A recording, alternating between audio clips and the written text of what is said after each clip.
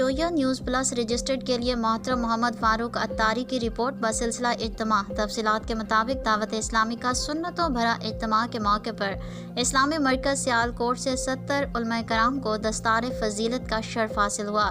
ہر طرف سے درود و سلام کی صدائیں گونجتی رہیں اور سرکار کی آمد مرحبا کے نعرے لگتے رہے۔